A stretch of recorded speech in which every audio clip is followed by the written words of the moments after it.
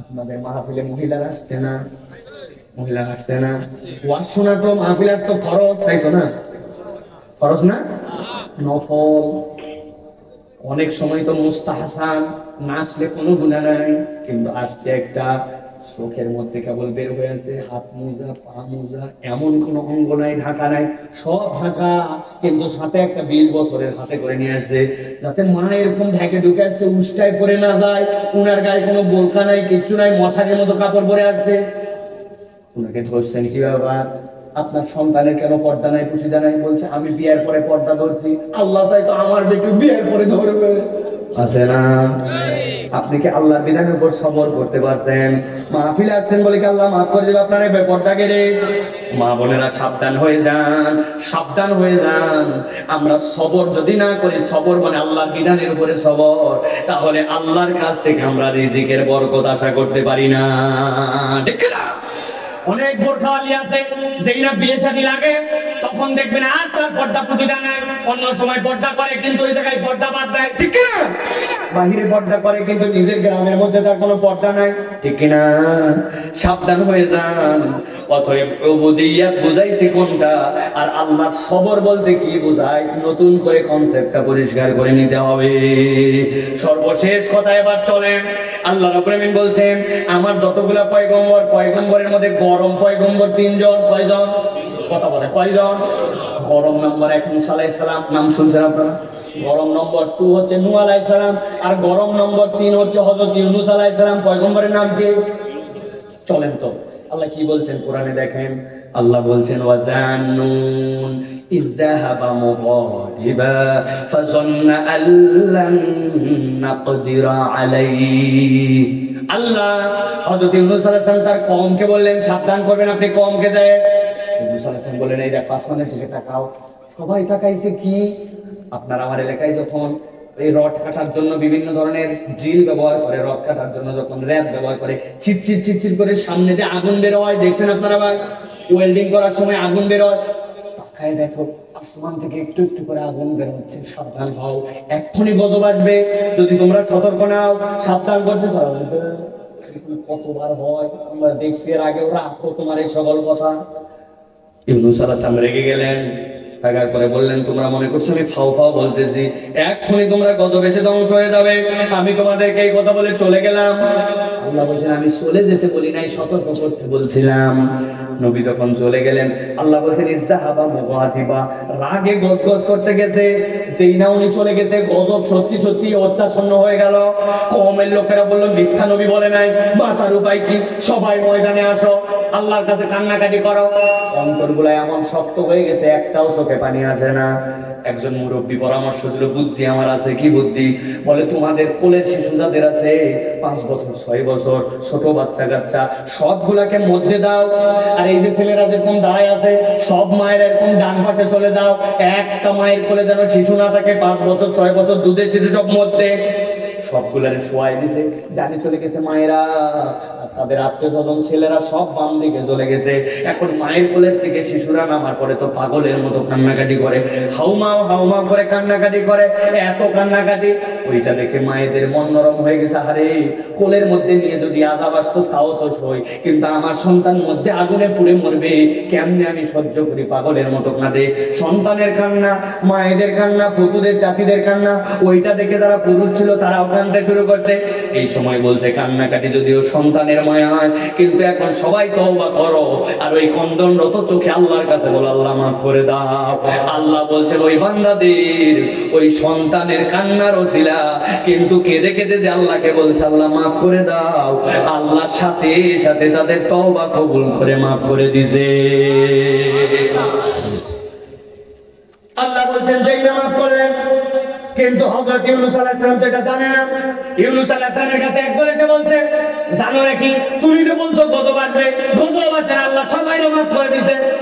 ইউনূস আলাইহিস সালামের কওমের একটা নিয়ম ছিল, যদি কেউ মিথ্যা বলে এটা প্রমাণ হয়ে যায়, তাকে কল্লা থেকে ধরা আলাদা করে দেবো, হত্যাই তার একমাত্র শাস্তি। নবী কি মিথ্যা বলতে না, কিন্তু নবীর ঘটনা যেটা বলছো এটা তো বাস্তব হয় নাই। নবী চিন্তা করছেন এলাকার থেকে পালায় চলে যেতে হবে। আল্লাহ বলছেন ফাযান্না আল্লান নাকদির আলাইহি, নবী ভাবলেন তাকে বোধহয় পাকড়াও করা হবে না। আল্লাহ বলছেন খেলা ঘুরে গেল। এখন নবী যেই যাচ্ছে, যেতে যেতে সামনে একটা নদী বেঁধে গেল, বড় নদী, দরিয়া বেঁধে গেল। দরিয়া পার হওয়া লাগবে, যেই না দরিয়ায় উঠছেন একটা নৌকার উপরে। নৌকা যখন মাছ দরিয়াতে, উপরের মেঘ এসে সাথে সাথে তুফান নিয়ে আসলো। এমন তুফান, নৌকা এলোমেলো, সবগুলাই যেন ডুবে মরে যাবে। সাথে সাথে নৌকাতে নাবিক সে বলতেছে বাঁচার উপায় আছে। বাঁচার উপায় আছে, তুই দেরি করতেছিস কেন, তাড়াতাড়ি বল। বলছে উপায় হচ্ছে এর মধ্যে থেকে যে কোনো একজনকে লাফ দিয়ে নিচে নেমে যেতে হবে, পানির মধ্যে ঝাঁপ দিতে হবে। ও মরে যাবে, বাকিদেরকে আল্লাহ বাঁচায় দিবে। তোর বয়স 70, ঝাঁপ দিলে কি হবে? বলছে আমার দাদা বাঁচছে 100 বছর, আমার বাপ বাঁচছে 105 বছর, আমার আরো 30 বছর হায়াত আছে, তুই ঝাঁপ দে, তুই ঝাঁপ দে, ঠেলা ঠেলে। নৌকার মাঝি বলতে যে ঠেলা ঠেলি করে কাম নাই, উপায় কি? বলছে উপায় হচ্ছে লটারি করা লাগবে। লটারি করে যার নাম উঠবে তাকে নদীর মধ্যে ঝাঁপ দেওয়া লাগবে। বাংলাদেশে অনেক সময় 2 নম্বর লটারি চলে, জানেন আপনারা? দেখেন তো, আমার একটা গল্প জানা আছে, বলি আপনাদের কাছে। 2 নম্বর লটারির গল্প। 7 বন্ধু মিলে স্কুলের টিফিন টাইমে একটু খেলাধুলা করবে, কিন্তু ওই টিফিনের পরে যার ক্লাস, উনি আবার হাতের লেখা দিছে, ওই লেখা যদি না দেওয়া হয় তো বিশাল পিটন। 7 জনের মধ্যে বলছে দোস্ত একজন সবার হাতের লেখা লিখে দে, বাকি আমরা 6 জন খেলি, পরের দিন আবার তুই খেলিস। বলছে তুই লেখ, তুই লেখ, তুই লেখ, কেউ লিখবে না। যে একটা মোটকা সাইজ আছে, বলছে তুই খেলাধুলা এত ভালো না, ভোটকা তুই লেখ। বলছে মোটা হলে কি আমিও খেলবো? সেটা বলছে ক্যাসাল বাদ দাও, লটারি করো, যার নাম উঠবে সে লিখবে সকলের খাতা, বাকিরা খেলবে। রাজি রাজি। লটারি তুলো, লটারি তুলে দেখ আল্লাহর কি নাম, ওই মোটকার নাম উঠে গেছে। এখন বেকুব, ওই নিজে নিজে লিখতেছে খাতা, আর এই 6 জন খেলতেছে। মাঠে যাই একজন আরেকজনকে বলছে দোস্ত আমাদের সকলের মনের কামনা ছিল ওই মোটার নামে উঠুক, কিন্তু উঠলো কেমনে? যেই বেটা লেখছে সে বলছে বেকুব কোথাকার, না উঠে উপায় আছে নাকি? ওই 60টা নামের মধ্যে পর ছাড়া কারণ নামই নেই। গোলা নাম দিয়েছে ইউনূস আলাইহিস সালামের কাছে এই চালাকি নাই। ইউনূস আলাইহিস সালামের নাম উঠে গেছে, লাফ দিয়ে তাকে ধাক্কায় ফেলে দিয়েছে। ইউনূস আলাইহিস সালাম যেই না পড়ে গেছে পানির মধ্যে যাওয়ার সাথে সাথে 1 মুহূর্ত দেরি করে নাই, একটা মাছ এসে তাকে গিলে ফেলছে। আল্লাহ রাব্বুল আলামিন বলছেন ইউনূসের বিপদটা একবার বোঝার চেষ্টা করে। আল্লাহ রাব্বুল আলামিন তাকে চলে যেতে বলেন নাই, নিজে বের হয়ে গেছে। 2 নম্বরে কওমের শাস্তি তার জন্য, যদিও মিথ্যা কথা নবী কখনো বলেন না, বলতে পারে না, কিন্তু শাস্তি তো আসে নাই। এখন মিথ্যা মনে করে তাকে হত্যা করে ফেলতে পারে। 3 নম্বরে ঝড় বাদলের মধ্যে পড়ছে। 4 নম্বরে পানির মধ্যে নেমে গেছে। 6 নম্বরে মাছ তাকে ঘিরে ফেলছে। আল্লাহ বলছেন ওই সময় নবী আল্লাহকে বলে নাই। আল্লাহ কোরআনে বলছেন তানাদা ফিজ যুলুমাতি আল্লা ইলাহা ইল্লা আনতা সুবহানাকা ইন্নী কুনতু মিনাল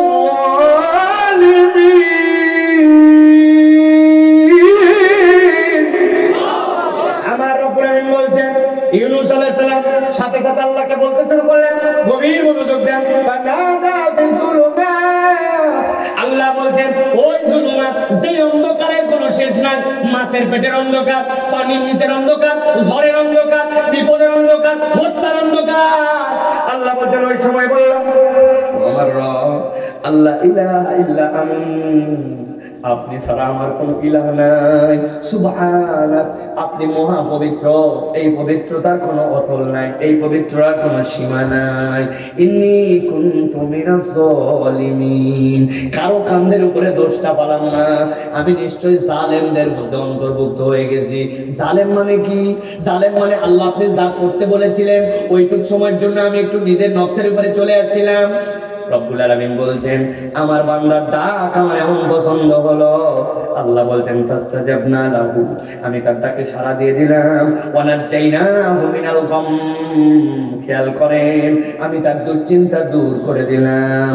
ওয়া কাযালিকা নুনজিল মুমিনিন, আমার আল্লাহ বলছেন আর এইভাবেই আমি যারা আমার মুমিন বান্দা হবে তাদেরকে কিয়ামত পর্যন্ত মুক্তি দিতে থাকবো। এত রাত পর্যন্ত বসে ইউনূস আলাইহিস সালামের জানা ঘটনা শুনে কি লাভ? রব্বুল আলামিন বলেন, ও দুনিয়ার মানুষ হৃদয় অনুভব কর, তুই আমার গোলাম হয়ে গেছিস। এক নম্বর গুণ মনে আছে তো? দুই নম্বরে তুই আমার সবরকারী, তুই আমার বিধানের মতো সন্তুষ্ট হয়ে গেছিস। আর একবার যদি তুই আল্লাহর কাছে বলতে পারিস আল্লাহ আপনার উপর আমার পূর্ণ ঈমান আছে, মুমিন হয়ে যাস। আল্লাহ বলছেন ইউনূসকে যে রব বাঁচাইছিল কিয়ামত পর্যন্ত মুমিনদেরকে ওই ইউনূসের রব ইউনূসের মতো সহযোগিতা করতে থাকবে।